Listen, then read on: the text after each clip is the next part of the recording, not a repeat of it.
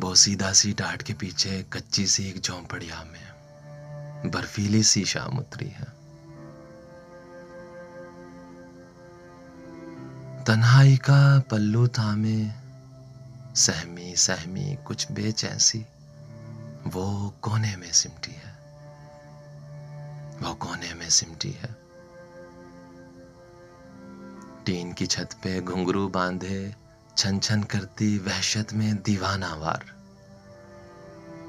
वहशत में दीवाना वार बारिश नाचती फिरती है।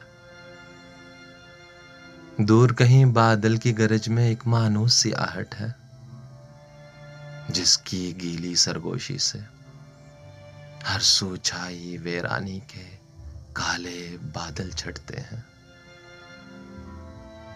हर सू छाई वीरानी के काले बादल छटते हैं, सारे साए धुलते हैं। तन्हाई का पल्लू थामे सहमी सहमी कुछ बेचैन सी वो कोने में सिमटी है।